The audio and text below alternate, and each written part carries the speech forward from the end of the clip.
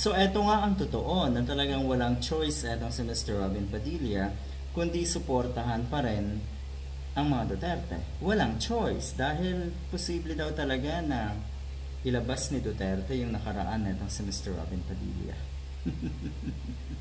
Kaya pala daw nagtago sa isang event dyan sa Malacanang minsan etong si Mr. Robin Padilla nung umatan dahil nga ayaw mabisto ng mga DDS at magagalit syempre. Alam niyo naman, napaka-vocal na ito na supporter ko no ni Digong. Nakasangla ang kaluluwa kung ganyan, di ba? Sabi, nabudol o nagpabudol ba itong si Mr. Robin Padilla kay Duterte o takot lang dahil posibleng ilabas nga daw ni Digong ang nakaraan nito. Alam mo naman si Duterte, talagang walang pigil yan. Pag kinatalo mo yan, ilalabas lahat ng nakaraan mo. Babalikan.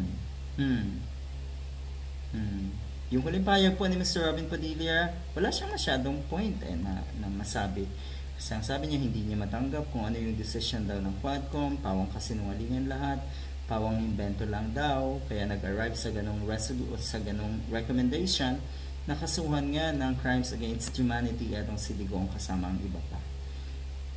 Hindi namin matatanggap ng aming chairman na si dating Pangulong Rodrigo Duterte ay ma-involve sa ganitong kaso na sinasabi nila. Tanggapin niyo po. Talagang involved siya. Kayo nga po, natanggap niyo na kayo ay naging ex-convict. So, eto yon. Meron itong kaakibat na post ng isang journalist. I recall, his arrest was preceded by a car chase when authorities managed to corner him and they found high-powered firearms in his vehicle. The penalty for which was a life term.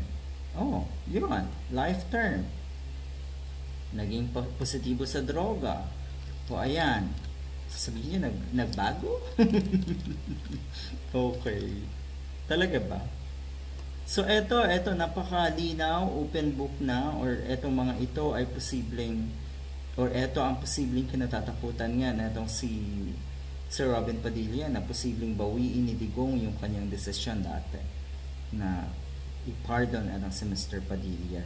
Nako, kaya naman pala. Convicted of illegal possession of firearms at syempre, nag-positive din sa droga itong si Padilla kung matatandaan niyo po.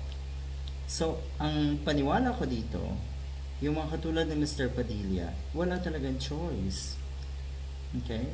At yung utang na loob, ang pinaiiral. O din, hindi pa napakahirap kahit nakikita mo na ang dami nang dapat usigin, ang dami nang dapat i-criticize tungkol kay Digong, pero naandyan ka pa rin at todo suporta ka pa rin. Mahirap yan.